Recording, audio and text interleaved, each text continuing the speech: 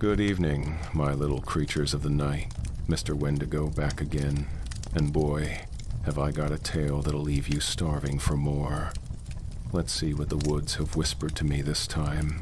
Ah yes, here we are. Tonight's tale comes from deep in the Appalachian Mountains, West Virginia's highest ridges, where the spruce grows so thick even sunlight has to ask permission to enter.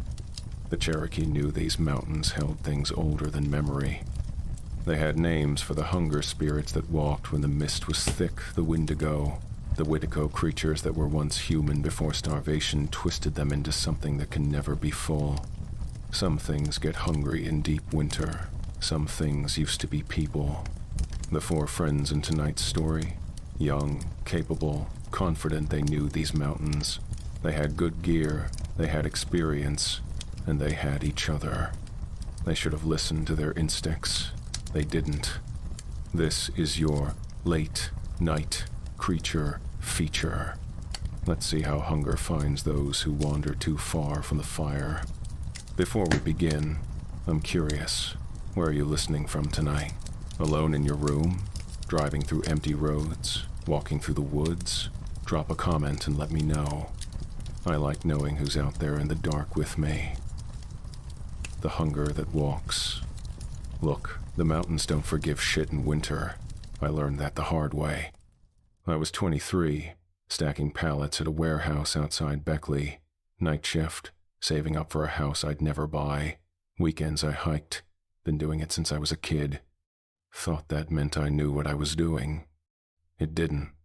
4 of us went up that February. Me, Eric, Katie, and Jonah. Should have been 5. Danny would have been the 5th. Danny Torres. He'd been part of our group since high school. The loud one. The one who'd start singing on the trail just to piss us off. The one who'd pack way too much food and make us all eat it because he didn't want to carry it back down.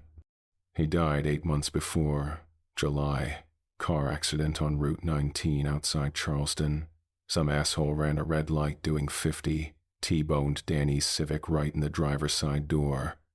Danny died before the ambulance got there, 24 years old. We were supposed to do this trip with him, all 5 of us. Had it planned for a year.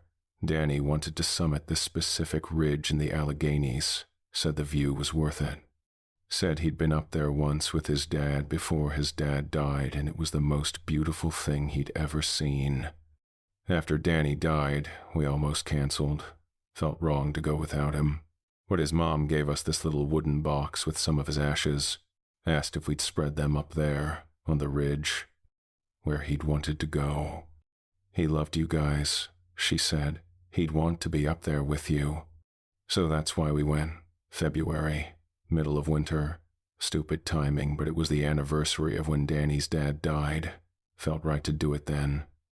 We had the box in Eric's pack, wrapped in a bandana. Danny's bandana, the one he always wore hiking, red with white paisley, looked ridiculous. He loved it. Eric was 25, construction, good guy, the kind who'd show up to help you move and wouldn't even ask why you were moving. He knew these mountains, hunted them his whole life. Had this knife he kept sharp as hell and a laugh that carried. Drove a beat-up truck he'd saved 2 years to buy off Craigslist. He'd been Danny's roommate for 2 years. Took Danny's death hard, real hard. Katie worked as a paralegal down in Charleston. She was the prepared one, you know, always had extra batteries. Had this laminated map she'd marked up from like 5 different trips. Protein bars in her desk drawer. She was the one who checked the weather 3 times before we left. Made us all swap emergency numbers. Even registered our route even though nobody really does that for a one-night trip. She'd been dating Danny for 6 months when he died. They'd just started getting serious. Jonah was studying to be a nurse. Quiet guy. Strong. The kind who could split firewood all day and not break a sweat. He'd played football in high school with Danny. Both of them linebackers.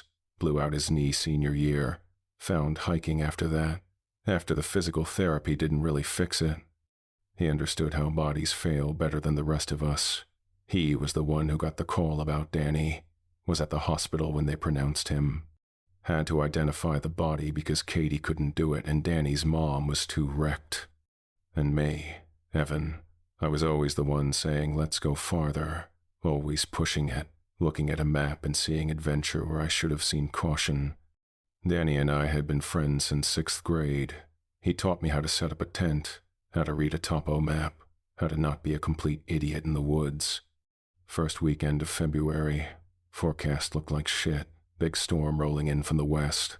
We figured we'd be up and back before it hit, get to the ridge, say some words, spread Danny's ashes. Come home. Yeah. Last town before the trailhead wasn't even really a town. Gas station, couple houses, that's it. The kind of place that still has a payphone, handwritten signs for firewood. We stopped for coffee and hand warmers. Coffee was $2.50. Hand warmers were $3 for a pair that'd last maybe 4 hours if you were lucky. Woman behind the counter was old, maybe 70. Had this white braid down her back, thick as rope. Hands that looked like they'd gutted 1,000,000 fish. Wore a Christmas sweater even though it was February. Name tag, said Martha.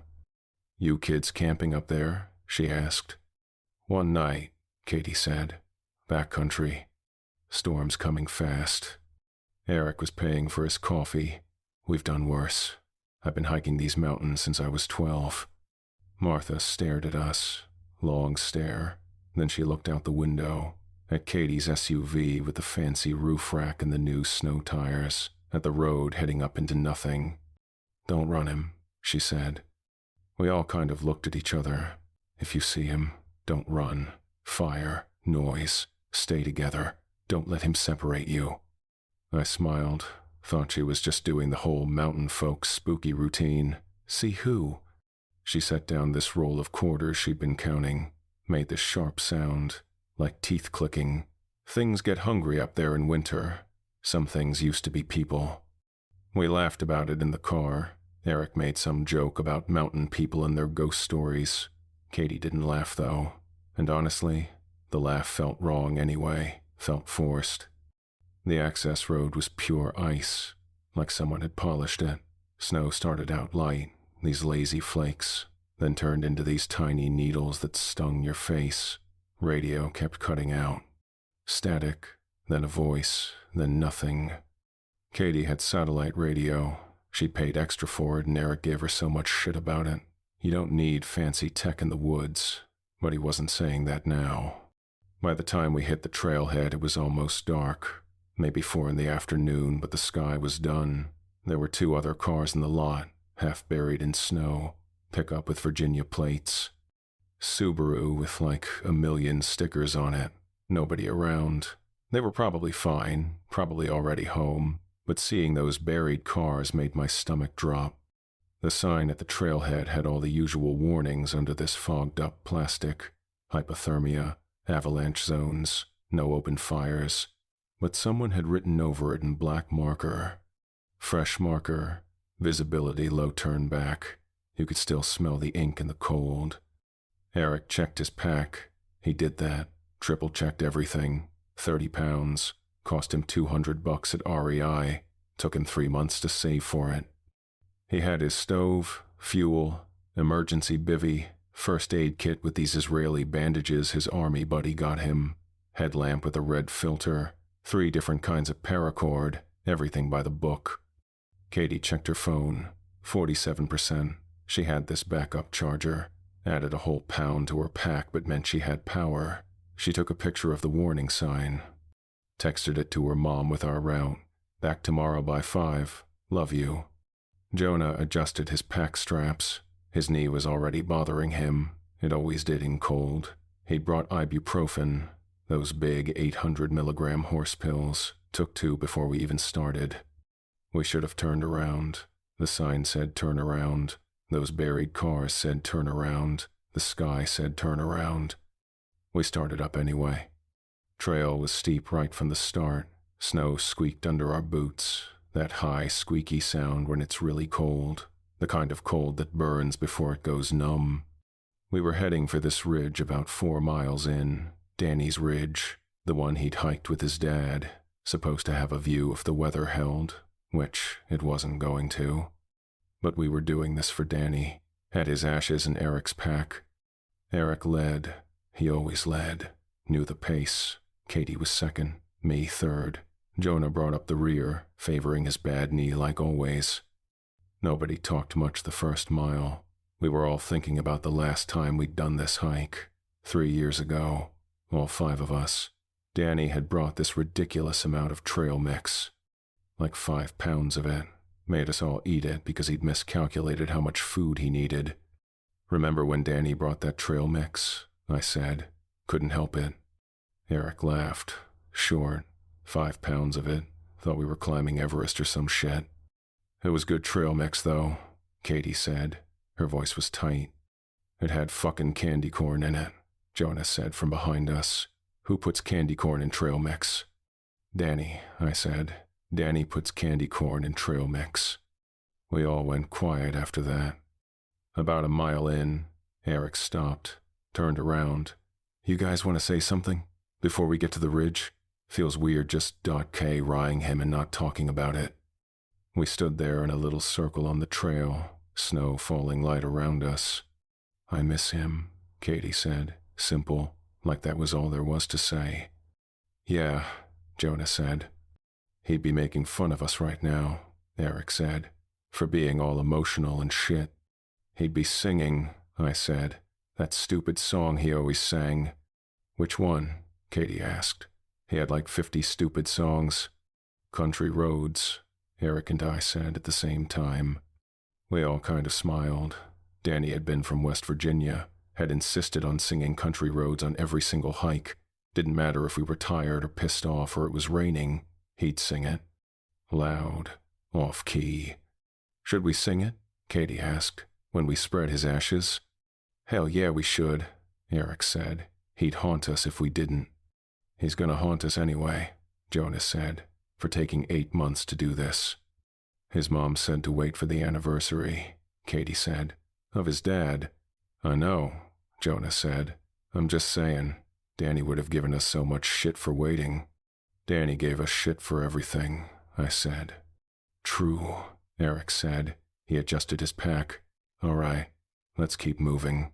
Get to the ridge before this storm really hits. We kept moving. About 2 miles in, we found the track. Cut right across the trail.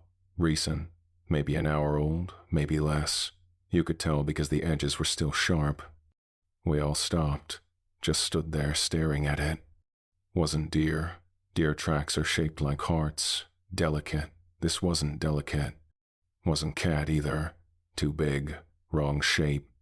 Sure as hell wasn't a boot print. Too narrow. Too long. And those marks on the sides, those weren't treads. Those were claws. Jonah crouched down next to it, put his gloved hand right there for comparison. His fingers looked small, like a kid's hand next to an adult's. Cat dragging a foot, maybe, he said, but you could tell he didn't believe it.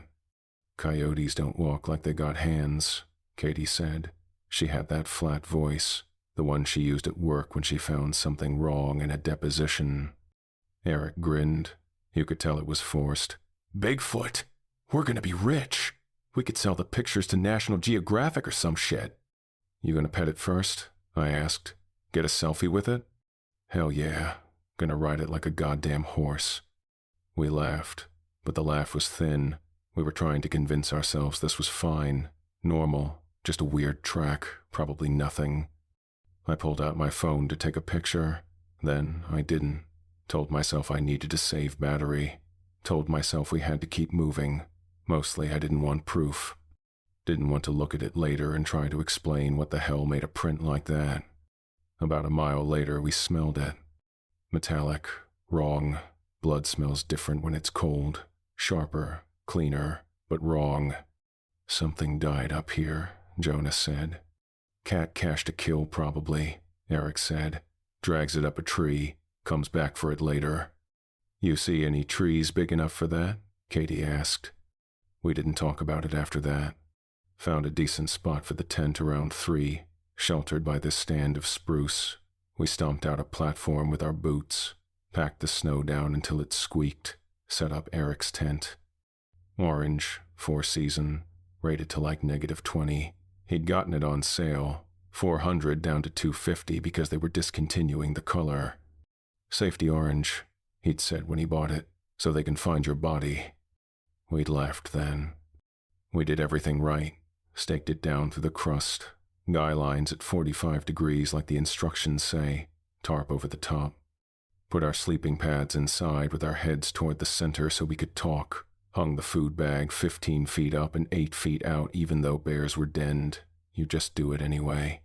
Katie went through her checklist. Sleeping bags rated to -10, check. Extra layers and dry bags, check. Headlamps where we could reach them, check. Whistle on every pack strap, check. Got the stove going. Made ramen with summer sausage and cheese. That salty gut bomb that tastes like the best thing you've ever eaten when you're tired and cold. We'd all chipped in on this titanium pot, saved 3 ounces over aluminum, cost $60. We ate right out of it with these $2 camping spoons that folded in half. For maybe an hour, we were just 4 friends camping. Eric told this story about a foreman on his crew who showed up drunk and tried to operate a lift, almost killed 2 guys. Jonah showed Katie some stretches his physical therapist gave him, said they'd help her back too. Katie pulled out her phone, showed us pictures of her niece, Halloween costume. Little witch with a gap-toothed smile. She's 4 now, Katie said. Wants to be a paleontologist. What 4-year-old even knows that word? Eric asked.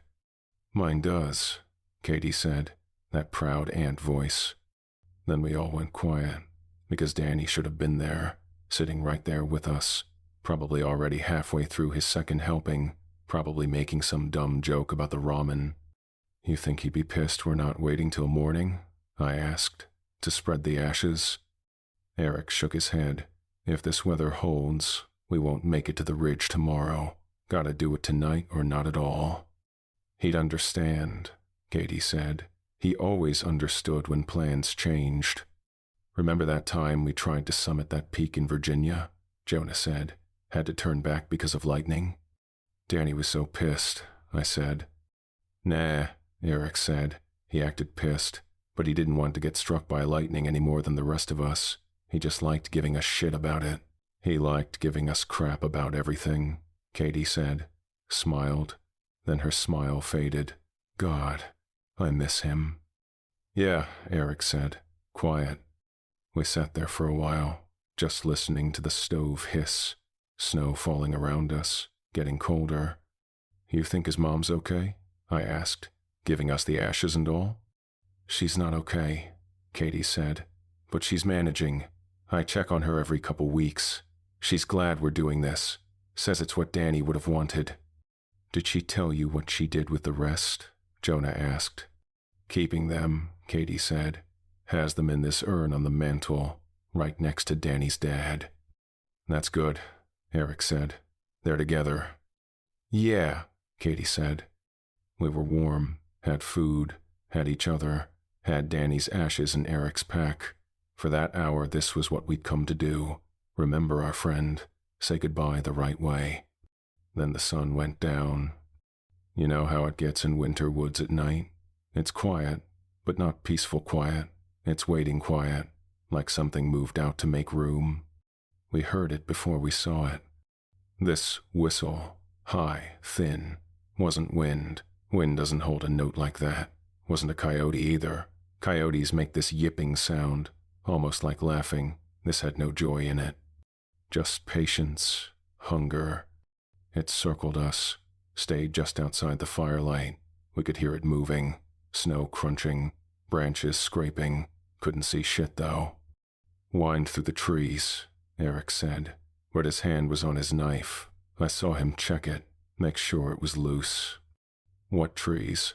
Katie asked. We're in a clearing. There's nothing close enough to make that sound. We didn't say it. Wendigo. Saying it would make it real, would make this more than just a weird camping trip. The fire started acting weird. We'd built it right. Good base, dry wood. Should have burned steady, but it kept flickering, and the light on the snow looked delayed. Like the snow was thinking about whether to reflect it or not.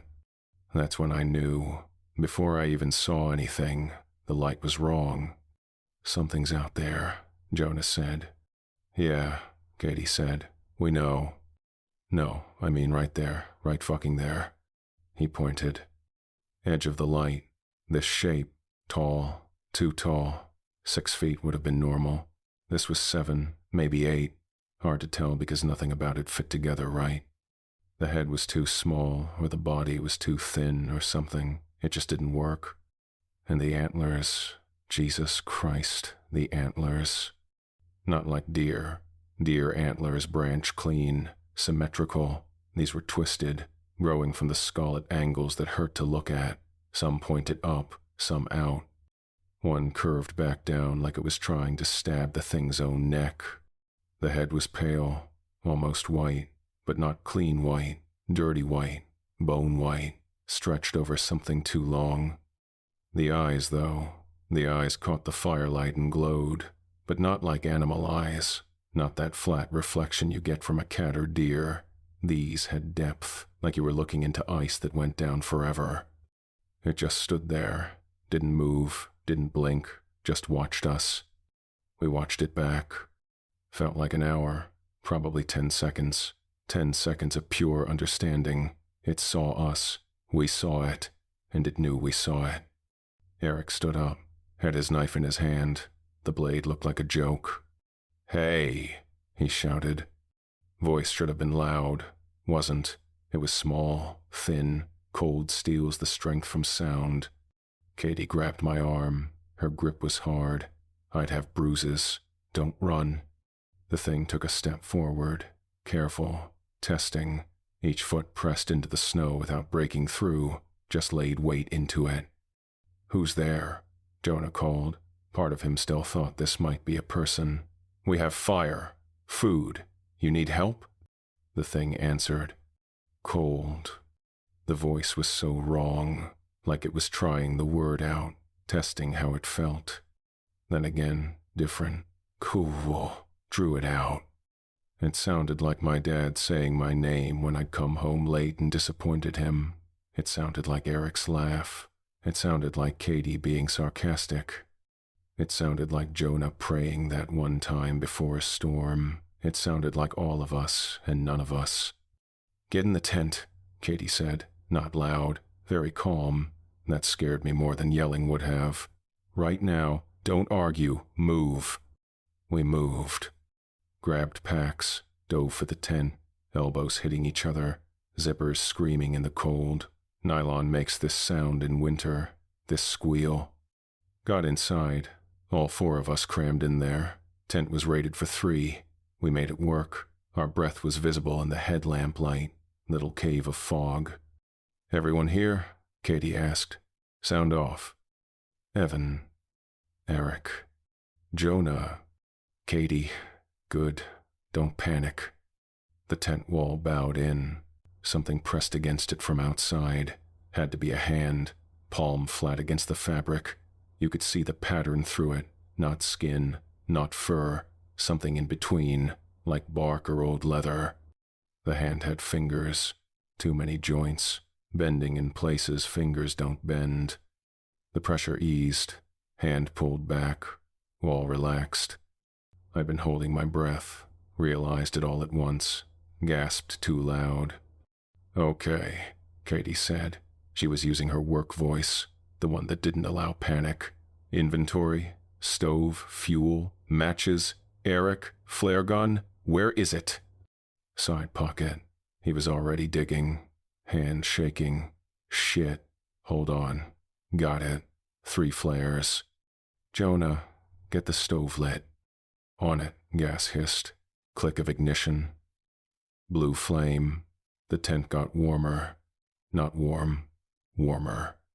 Evan, you and me, we carry the pot and the fuel when we move. When we move? When we run, Katie said, we go for the car. Together. We don't stop. We don't look back. And if someone falls, she stopped. Started again. If someone falls, they say their name. Loud, clear. We don't go back for anyone who doesn't say their name. Everyone understand? We all nodded. Didn't understand. Not really. But we agreed. The voice came from outside, closer, hungry, then softer, almost pleading, "Please." Then this clicking sound, teeth, not chewing, just clicking, like bones tapping together. "On three," Katie said. "Stay tight, shoulder to shoulder, make noise, constant noise. Don't run unless I say run. Got it? 1, 2. She didn't say 3, just ripped the zipper open and we fell out into the cold and the dark. Night hit us like a wall, trees everywhere, leaning in. We had the stove like a little lantern. Eric had the flare gun ready. The first flare Eric fired lit the woods up pink. Everything went flat. Shadows reached for us from every direction. Looked like hands, looked like claws. The thing made this sound when the light hit. Not pain, not fear, more like acknowledgement, like it was taking notes, learning what we had, what we could do. It moved back into the trees but kept pace, patient, like a wolf following injured deer, knowing they'll drop eventually, knowing it just has to wait. We walked shoulder to shoulder, tried to anyway. Snow was uneven. Someone's boot would sink or hit a root and we'd stumble, but we kept touching, kept connected. "Name," Katie said, like a drum beat. "Say your name." "Evan." "Eric." "Jonah." "Katie." Again. We kept saying them, over and over. The names became sounds. The sounds became rope. The rope held us together. Our breath made clouds that hung in the air.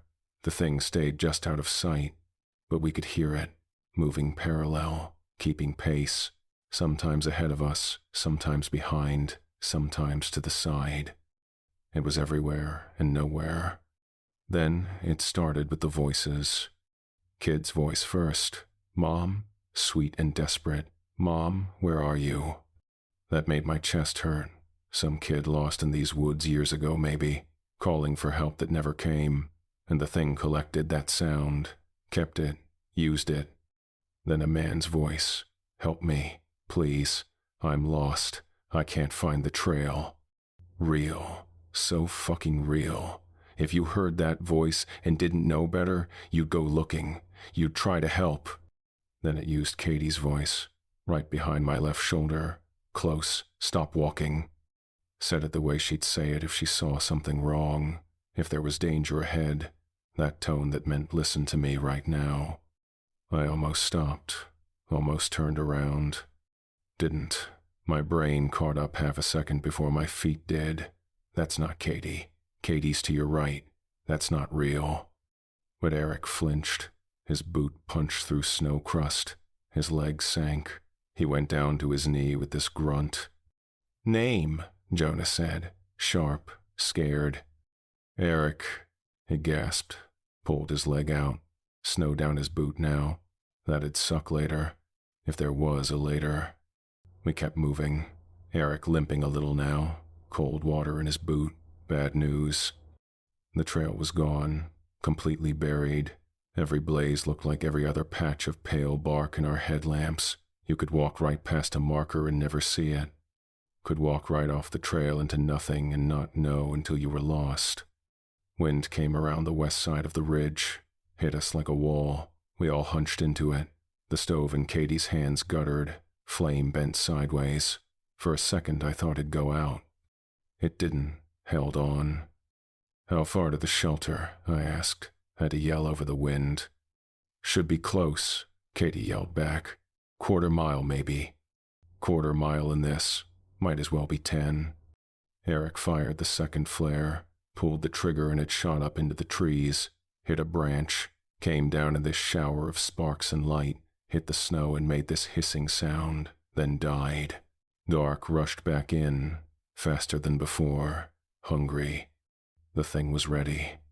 This huge crash came from our right, tree falling or something massive moving through branches, snow avalanching off limbs. The sound was enormous, filled the whole forest. We all flinched, all of us, turned our heads right, human instinct. Loud sound equals danger. Look at the danger. The creature moved on our left, fast, so goddamn fast. It was huge. How did something that big move that fast? Didn't make sense. Laws of physics said no, but it did anyway. It passed within inches. I felt it brush my sleeve, felt the weight and presence of it through all my layers, through the jacket and fleece and base layer. My skin knew something wrong had touched it. My body remembered that touch and has never forgotten. "Name," Katie yelled. "Evan." "Jonah." "Eric." "Katie." Then Eric wasn't beside me anymore. No scream, no blood. He just wasn't there. There was this hollow where his breath had been, a scuff in the snow you could convince yourself was nothing. And Danny's ashes, fuck, Danny's ashes were in Eric's pack. We called his name. The thing called it back in his voice. Casual, friendly, right here, had his grin in the sound somehow. "Don't," Katie said. She wasn't looking. She was looking at me and Jonah in the stove. "Don't." "Eric," I yelled anyway, because I'm not a mountain. I'm a person with a friend in the snow, with 2 friends in the snow now, because Danny was with Eric. The thing laughed. With his laugh, the sound stripped me bare. "Keep moving," Katie said. "The shelter." The map showed this lean-to about half a mile up. 3 walls and a roof. We found it in the dark, fell through the opening. Jonah blocked it with his body, stove still going. The creature stopped at the edge of the light, tilted its head, dog curious but not dog at all. When wind made a sound through the rafters, the thing copied it, then it bent down to look inside. I saw its face up close, long, wrong, those antlers at angles that didn't make sense. Something wrapped around one of them, could have been rope, could have been tendon. And caught in it, this piece of bright orange paracord. It said my name in my dad's voice, that disappointed tone, then in Katie's voice, then Eric's laugh. Katie threw broken wood into the stove. Flames jumped up. The creature stepped back, not scared, calculating, figuring how long we could last. Then it sat down to wait. Eric didn't get far. The thing had him by the ankle, wasn't rough about it, almost gentle, like carrying a fish you just caught. He kicked with his other leg, connected with something that felt like frozen wood wrapped in leather. The thing made this sound, amused. Dragged him into this clearing, birch trees in a circle, white bark glowing in the moonlight breaking through clouds. It dropped his ankle, stepped back, tilted its head, studying him like a science project. Eric grabbed his knife. Blade caught the light. The creature's eyes tracked it, interested but not worried. "Please," Eric said. Hated how his voice sounded. "I have people waiting. The thing moved fast. One hand caught his wrist and lifted. Knife fell. The grip tightened. Eric felt his wrist bones compress, shift, start to crack, sound like green wood breaking. He screamed. The thing leaned close, breathed in the scream like it was savoring it. Other hand pressed against his chest, gentle at first, then it pushed. Eric felt his sternum crack, felt his ribs bend inward against shit that wasn't meant to be touched from the outside. His lungs tried to expand, couldn't. Air became something he couldn't have anymore. The creature's face was right there, inches away, breath cold and rotten, like meat left in a dead freezer. It made this sound. Not words, not song, something between satisfaction and curiosity. Eric's vision tunneled. He felt the hand sink deeper, fingers working between his ribs, counting them maybe, felt something inside tear, tasted copper flooding his mouth. Last thing he saw was stars through bare branches, the creature's head against them, tilting one last time, like saying goodbye. Hours in that lean-to. We fed the stove everything, cardboard from our food boxes first, ramen wrappers, coffee packets, then the wooden handles from our trekking poles. Eric snapped them into chunks. They burned too fast. Katie's map, $30 from REI, 5 trips worth of notes on it, curled and blackened. Bought us maybe 5 minutes. My bird guide, 60 pages I never looked at once, fed them in one at a time. Jonah's extra socks, synthetic shit. They melted and stank but burned hot. We kept inventory like accountants of our own death. 2 fuel canisters, one half full, one maybe a quarter. Emergency candle that promised 6 hours but wouldn't deliver. Lighter with fluid sloshing inside. Ferro rod. We sang, had to, noise was the rule. Campfire songs first, kumbaya and shit from summer camp, then hymns. Jonah knew more than us. Amazing Grace, How Great Thou Art, words we half remembered from churches we didn't go to. Katie hummed commercial jingles when we ran out. Jonah recited poetry from high school, something about roads. Eric would have made a joke. Eric wasn't there. I laughed at nothing because laughing was noise. My throat started bleeding. Iron taste made my mouth water, made me want to puke. We passed a water bottle around. Ice rattled like dice. The thing circled, pressed hands against the back wall, long hands. Logs creaked, like it was testing which ones held weight. Sometimes it put its face in the opening, breathed us in, slow, the way you smell food, that grinding click behind its teeth, not chewing, stones tumbling, polishing. Breath smelled like a dead freezer, that sweet rotten smell you taste in your throat. Sometimes it stood in the dark and made voices. A woman calling a dog, "Socks! Here, Socks, come on, baby! That edge when you're calling and nothing comes." A kid asking questions. Where do stars go? Do they sleep? Patient. The way kids ask things because they like asking, not because they need to know. A man reciting knots, bowline, clove hitch, step by step in this careful voice. The way you talk to someone dying, give them something besides the dying. An argument. Her, "You never listen." Him, "I'm listening right now," in a tone that proved her point. Pieces, hikers from before, maybe years, maybe decades. The thing collected them, wore them, tested which sounds would hurt if it needed them to. "Don't sleep," Katie said later, softer. We didn't. Sometime in the night the thing found rot in the back corner. Log gave with this pop. Snow poured in around our feet. Katie grabbed the stove barehanded, swung it up onto our packs. Her palms sizzled. She wrapped it, said nothing. Dawn came slow. Storm moved on. Wind died. Light came back. "We go," Katie said. We stepped out into a world that had erased us. Tracks gone. Snow smooth. The lean-to looked ashamed. We didn't run. Walked. Arms out just enough to catch each other. Eyes everywhere.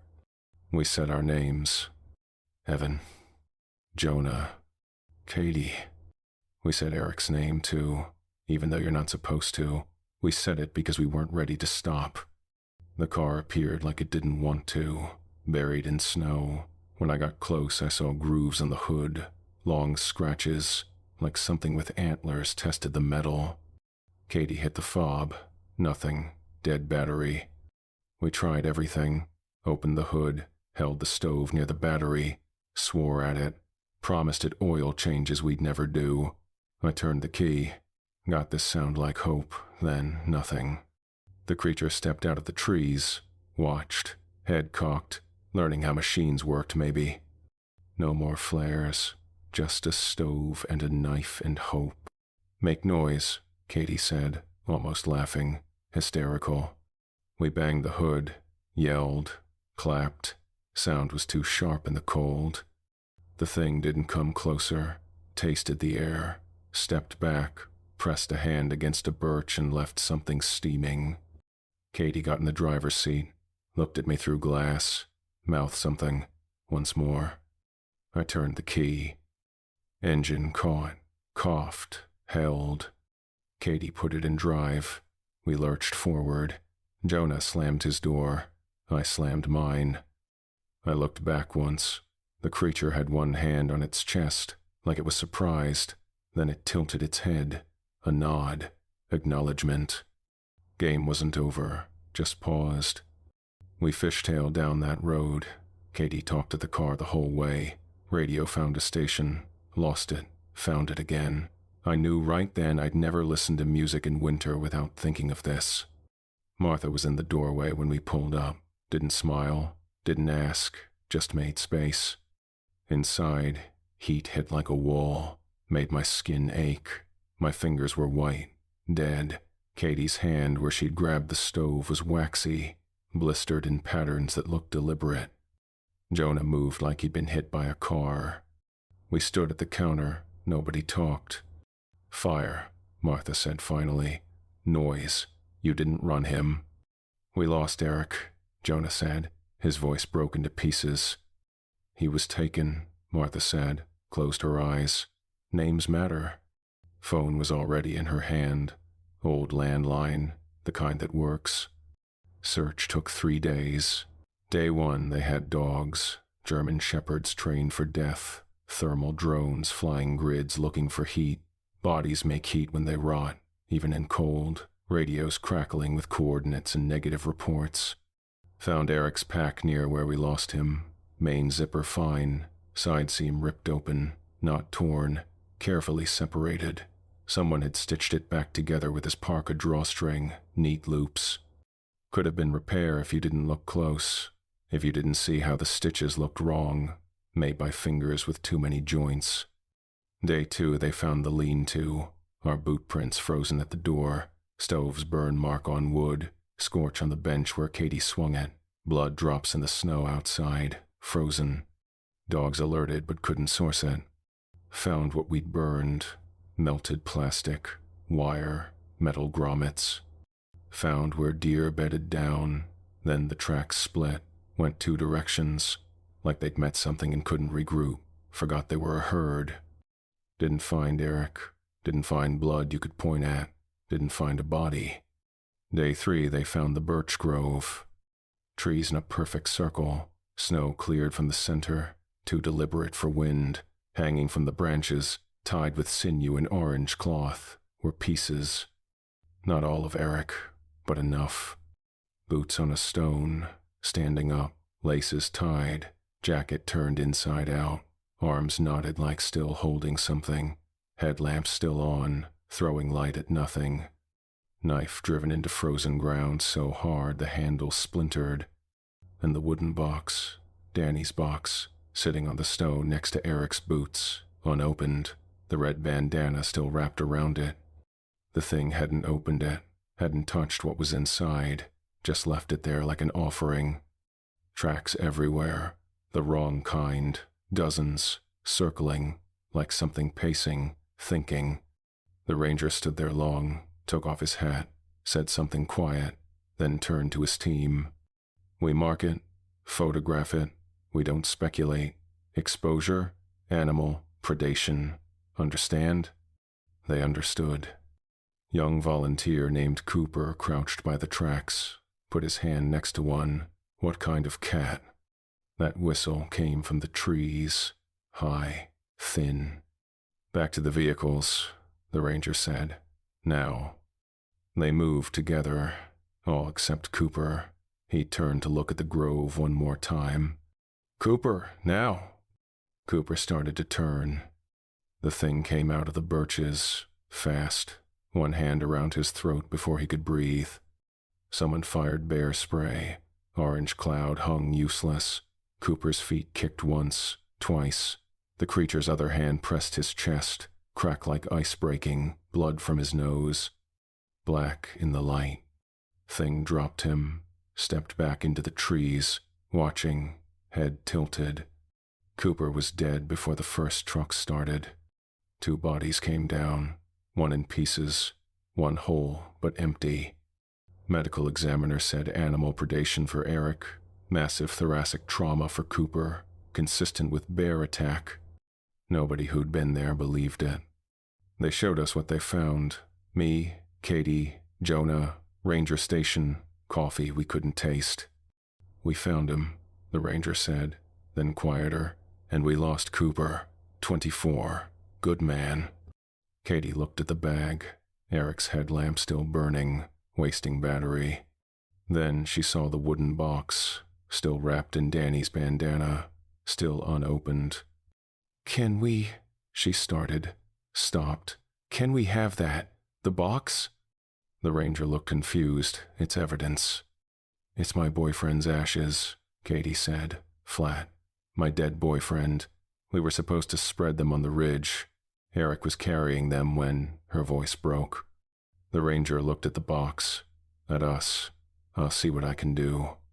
2 weeks later, they gave us the box back, told us to spread the ashes whenever we were ready, said they documented it, photographed it, didn't need to keep it. Katie called me and Jonah, asked if we wanted to do it, spread Danny's ashes. "Not up there," she said. "I'm never going back up there. But somewhere. He deserves somewhere." We did it in the spring, April. Went to this state park about an hour outside Beckley. Nice easy trail, 2 miles, wildflowers blooming, sun out. We spread his ashes under this big oak tree, said some words. Jonah said a prayer even though Danny hadn't been religious. It felt right anyway. We didn't sing Country Roads. Couldn't bring ourselves to do it. Maybe that was wrong. Maybe Danny would have been pissed. But we did our best. Katie kept the wooden box, has it on her shelf in Portland, empty now, but she says it reminds her that she tried, that we all tried. Eric never got his own goodbye. He became part of the mountains like he'd always wanted, just not the way he'd planned. They said Eric died around midnight, same hours we'd been in the lean-to, singing, saying his name. While we were doing that, he was already gone. I think about the moment he knew, when he understood the voice wasn't us, when he knew he was alone with something that had separated us and would now take its time. Hope it was fast. Hope the cold got him first. But I know better. Katie moved east after, all the way to Portland, Maine, works maritime law, fishermen and boat accidents, biggest dangers paper cuts. She texts me sometimes in winter, lists, things in her car, candles, 6 big ones, wool blankets, 3 of them, cocoa packets, whole box. Down sleeping bags she replaces yearly because she doesn't trust the seal, flashlight with backwards batteries so they don't drain, knife she paid $200 for, 7 inches of stainless. Practices with it monthly, cuts cardboard boxes in her garage until her hands remember. She keeps an emergency kit in her trunk too, first aid, flares, rope, water tablets, space blanket, ferro rod, everything you'd need, even though she lives in a city, even though help's 5 minutes away. Better to have it, she told me once. I didn't argue. Always ends her text the same. Names matter, then 3 names. Evan, Jonah, me, people she kept, then 3 more. Danny, Eric, Cooper, people she couldn't. She goes to therapy, different doctor, doesn't talk about it much, says it helps, says she's sleeping better, used to wake up every night hearing someone outside her window, whistling. Now it's only twice a week. Progress. She doesn't hike, kayaks now, ocean kayaking, water so cold it kills you in 5 minutes. But she says the ocean's honest, doesn't wear your friend's voice, just water. Cold and deadly, but honest. She dated someone for a while, Michael, accountant, nice guy, patient with the nightmares and the lists, but it didn't work. She wouldn't camp, wouldn't hike. When he pushed, asked why, she couldn't explain. How do you tell someone about the Wendigo? She asked me once, about both your boyfriends dying in mountains a year apart? You don't, I said. Michael left after 6 months. Can't blame him. Jonah joined volunteer rescue. 6 months after, first call in snow, he puked in the parking lot. Went anyway. Been going 3 years. He learned what to say to families, how to read landscapes, where bodies collect, water, ravines, places people fall and can't get up, the difference between lost and taken. You can see it in the tracks, what's left behind, what isn't. He writes reports now. Uses words like exposure and predation, Says no evidence of foul play when what he means is no evidence we have language for. Says consistent with animal attack when he's seen the tracks and knows no animal made them. He's pulled 4 bodies out of those mountains in 3 years. Winter deaths mostly. Hypothermia. One was a kid, 16, got separated from his youth group. They found him 2 days later. Frozen, curled up under a tree. Jonah didn't talk for a week after that one. Finished nursing school 2 years back. Works ER at Charleston Memorial.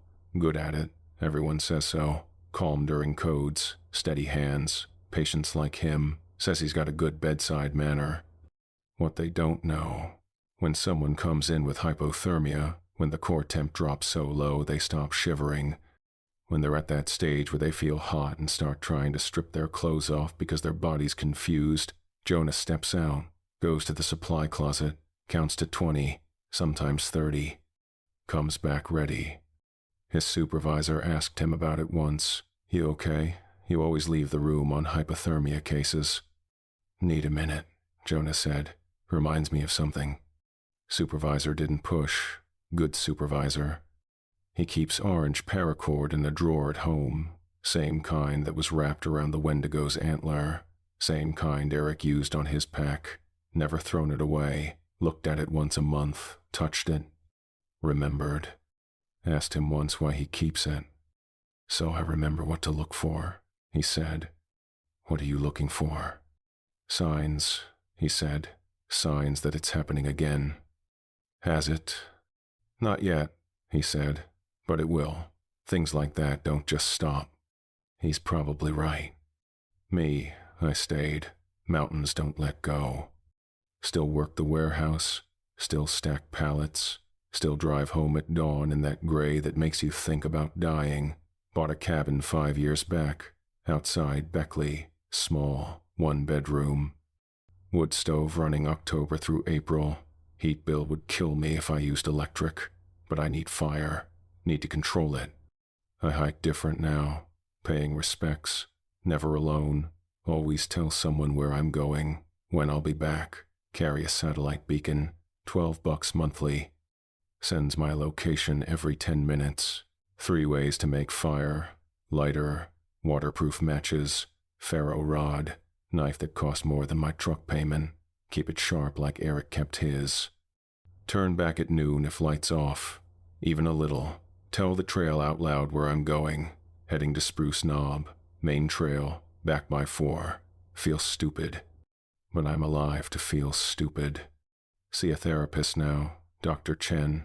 $75 a session. Insurance covers 40. Pay $35 weekly. Been seeing her 3 years. Her office smells like lavender. Little fountain in the corner. Trickling water sound. Supposed to be calming. Makes me think about streams. "Tell me about your week," she says every Thursday. I tell her. Work. Sleep. Nightmares when they come. Ones where I'm in the lean-to and the stove's dying. Or Eric's calling my name and I follow it. Or I'm spreading Danny's ashes and Eric's ashes fall out too. She writes notes. Doesn't say PTSD out loud. Doesn't say survivor's guilt. But I see her write them. What helped this week? Fire, light, names. Same answer every week. What didn't? Silence, darkness, winter. Have you thought about the medication? No? It might help you sleep. Don't want help sleeping. Want to wake up if something's wrong. She writes that down. I'm not crazy. I know how it sounds. Man is 20, scared of winter, can't sleep without checking locks 3 times. Sounds crazy. But I've seen it. I know what's out there. And knowing doesn't make you crazy, makes you careful. Or maybe both. First snow every year, I hear the stove in my sleep, hissing, desperate, see the pink flare, hear that laugh that wasn't, smell blood in cold air. Wake up at 3 in the morning, every light on, wood stove so hot the metal pings, standing in my kitchen, don't remember getting up. Count names until they sound like rope. My parents, sister, work guys, Katie, Jonah, people I kept. And Eric, and Cooper, and Danny, people I lost. Danny to a red light, Eric to the mountains, Cooper to curiosity. 3 people in 2 years. You start to think you're cursed, or that you're the problem, that everyone around you dies and you just keep going. Dr. Chen says that's survivor's guilt, says it's normal, says it'll get better. Hasn't yet. Last week's storm came early. November snow. Not even Thanksgiving yet, but winter didn't care. Drove past Martha's on my way to work. Graveyard shift starts at 11, saw her lights on. Pulled in. Wanted coffee, wanted to see her, wanted to borrow some heat I hadn't earned. Martha's older now, more gray in the braid, face more lined, but same eyes, same hands, same Christmas sweater, or maybe a different one with the same tree, hard to tell. She poured coffee without asking, still $2.50, some things don't change. "How are your friends?" she asked. That's how people here ask, not "how are you?" "How are your friends?" means, do you still carry them? Do you still say their names? "We carry them," I said. She nodded, set the pot back on the burner, wiped the counter even though it was clean. "Hard season for it," she said. "Yeah." Looked at the bulletin board while I drank, cork covered in flyers, missing dog from 3 months ago, firewood for sale, church bake sale that already happened, fewer missing person flyers than before. Families stop posting eventually, some give up, some just accept. "A lot of quiet this year," Martha said. I knew what she meant. I looked at her. "Quiet like?" "Like things are sleeping," she said, "or waiting, hard to tell which." "You hear about any disappearances? Anyone gone missing?" "Not since your friend's friend," she said. Meant Cooper. "But that don't mean much. Winter's young yet. You think it's still up there?" She looked at me, really looked, like she was deciding something. "Things like that don't leave," she said. "They're part of the mountain, same as the rocks and the trees. They were here before people had words for them. They'll be here after." So yes. Yes. We stood there quiet, her behind the counter, me in front of it, coffee getting cold in my hands. "You go back up there?" she asked. "Since?" "Sometimes. Not in winter. Never in winter." "Good," she said. "Smart." "I tell people," I said. "People I meet hiking, I warn them. About the mountains in winter, about staying together, about names and fire and noise. They listen. Some do. Most think I'm crazy." "You're not crazy," Martha said, firm. "You saw something real. You survived something real. That's not crazy. That's lucky."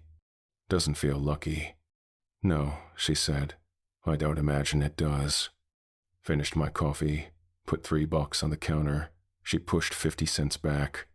$2.50, she said. "Keep it. Don't need your charity." "It's not charity. It's, I don't know. Thanks for the warning 3 years ago, for trying." She looked at the 50 cents, looked at me. "You listen better than most," she said. "That's something. Not well enough. Well enough to be standing here," she said. "That counts." Maybe it did. Maybe it didn't. I took the 50 cents, dropped it in the tip jar by the register. She nodded, set the pot back. Hard season for it. Looked at the bulletin board, cork covered in flyers, missing dog, firewood for sale, church bake sale from 3 months back, fewer missing person flyers than before. People stop posting. Some families give up, some never do. "A lot of quiet this year," she said. I knew what she meant. Not all quiet is peace. Some quiet's just the pause before something old clears its throat. I don't go to the ridge in winter, but sometimes when wind finds a crack and makes a sound, I turn off the lights, stand still, listen, think about snow glowing, about a long head tilting, about a word in a borrowed voice. I say my name, out loud, in the dark. Evan, Evan, heaven. Sometimes 3 times is enough. Sometimes I have to say it 10 times, 20, until I believe it's me saying it, not something else. My neighbors probably think I'm insane, single guy living alone, talking to himself in the dark. But they don't say anything, small-town courtesy. You don't ask about the weird shit unless it affects you. I keep my phone charged, always. Battery never below 50%, charger in every room, car, work, home. Because if something happens, if I need to call someone, I can't have a dead phone. I keep gas in my truck, never let it drop below half a tank, because if I need to leave fast, if I need to drive somewhere right now, I can't stop for gas first. I keep my doors locked, always, even during the day, even when I'm home. People used to not lock doors around here, small town, safe, but I lock mine, 3 locks.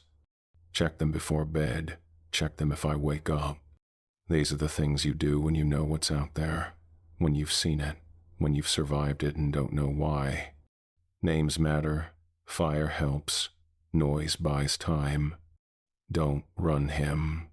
And if he nods like someone you knew once, don't nod back. That's what I tell people when they'll listen. Most don't.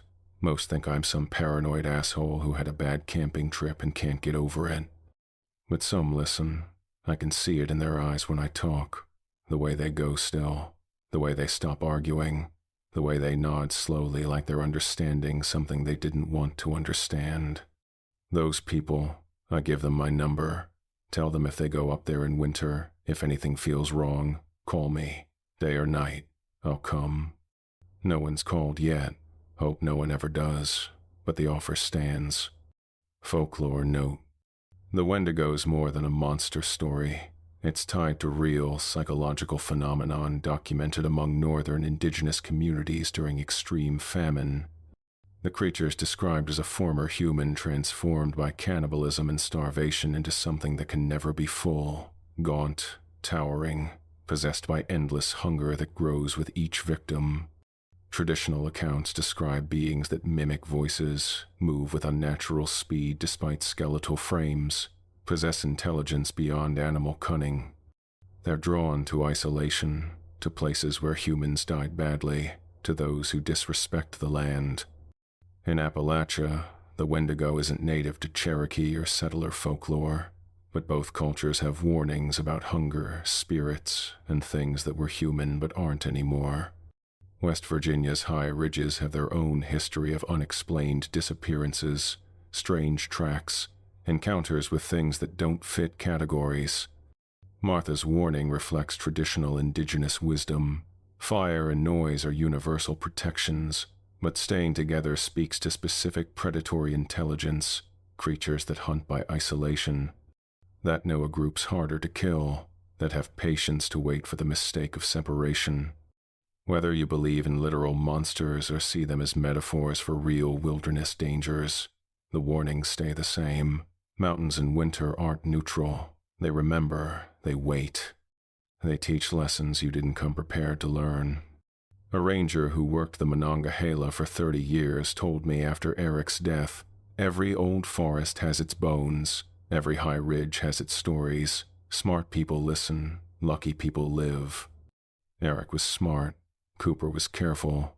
They listened, had the right gear, followed protocol, did everything right. Mountains took them anyway. That's the final lesson. Sometimes the wild decides you're staying. Sometimes the thing in the trees is faster, smarter, hungrier. Sometimes old warnings aren't superstition. They're just truth in a form we forgot how to hear. Appalachian winter holds its own, doesn't ask permission. Well, boys and ghouls, that wraps up another terrorific tale from the vault. Looks like Eric and Cooper really got hung up on those mountain traditions. I'd say the Wendigo's table manners were absolutely bone-chilling, and Cooper learned the hard way that curiosity doesn't just kill cats. If this story crawled under your skin the right way, hit that subscribe button. New creature features drop every day, and trust me, tomorrow's even nastier. Leave a like if you'll never look at birch groves the same way again, and drop a comment where are you watching from, What cryptid haunts your neck of the woods? I'm always hunting for the next nightmare. Remember, the mountains keep their own, and sometimes their own means you. Don't run him. Fire and noise might buy you time, but respect and distance are the only real insurance policies the wilderness accepts. Until next time, kiddies, keep your fires burning and your eyes on the trees. This has been Late Night Creature Feature. I'm Mr. Wendigo, and the woods are always watching.